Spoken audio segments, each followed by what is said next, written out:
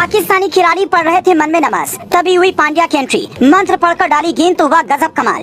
किस भगवान के भक्त हैं पांड्या, ना कोहली की तरह किसी बाबा के पास जाते हैं, न कभी मंदिर जाते दिखाई देते हैं। इधर अहमदाबाद में हो रहा था मैच, उधर लाहौर में पढ़ी जा रही थी दुआ, तभी महाकाल मंदिर से आई बहुत बड़ी जानकारी।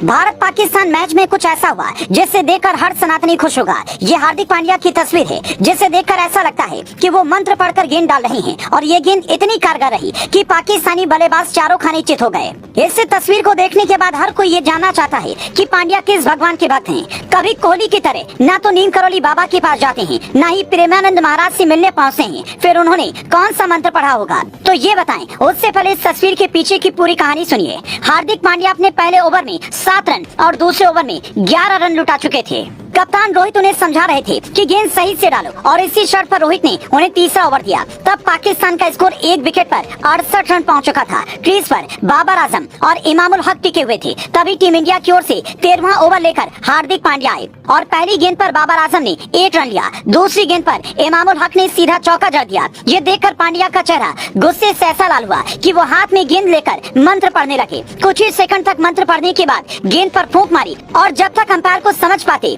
इमामुल हक के बल्ले को छूती हुई गेंद के राहुल के दस्ताने में समा चुकी थी। इस तरह पांड्या ने पाकिस्तान की एक जमी जमाई जोड़ी तोड़ दी। इसके बाद तो पांड्या का ऐसा खौफ हुआ कि रिजवान ने पांड्या की 2 गेंदों पर कोई रन नहीं लिया और तीसरी गेंद पर 1 रन लेकर एक स्ट्राइक बाबर को दे दी।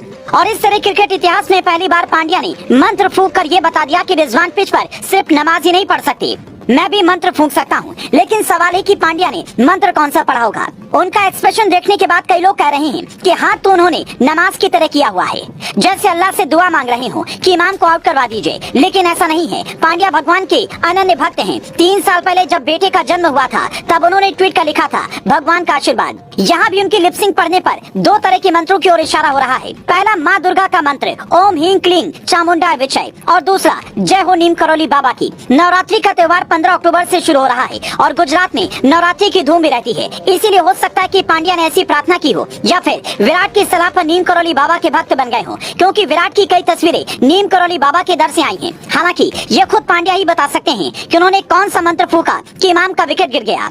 लेकिन ये सच है कि उन्होंने पढ़ा तो कुछ न कुछ जरूर है। कहा जा रहा है कि जब पांड्या ने ऐसा किया तब इमामुल हक मन ही मन नमाज पढ़ रहे थे। वो अल्लाह से दुआ कर रहे थे कि मुझे आउट होने से बचा लेना, पर जादूगर पांड्या की मंत्र शक्ति के आगे उनकी दुआ फेल हो गई। लाहौर में भी पाकिस्तानी टीम की जीत के लिए दुआ पढ़ी गई, जबकि महाकाल मंदिर उज्जैन में महाकाल की विशेष पूजा की गई ताकि टीम इंडिया पाकिस्तान से मुकाबला जीतने के बाद वर्ल्ड कप भी जीत सके। जो लोग भगवान में भरोसा नहीं रखते, ये रिपोर्ट शायद उन्हें पसंद नहीं आए, पर पांड्या से कोई पूछ कर देखे कि भगवान होते हैं या नहीं। ये सवाल कोई विराट कोहली से पूछे, मंदिर जाते ही जिनका फॉर्म लौट आया। ये सवाल कोई के राहुल से पूछे, महाकाल के दर्शन करते ही जिनके बल्ले में जान आ गई। हालांकि पांड्या की मंत्र शक्ति के अलावा आपके लिए अच्छी खबर ये भी है कि बीसीसीआई ने थोड़ी ही सही पर अपनी मांग मान ली है। जो लोग कह रहे थे कि ओपनिंग सेरेमनी में अगर भव्य प्रोग्राम नहीं हुआ तो भारत पाकिस्तान मैच में क्यों हो रहा है, इसे रद्द कर देना चाहिए, तो उन्हें मनाने के लिए बीसीसीआई ने एक बड़ा तोड़ निकाला है।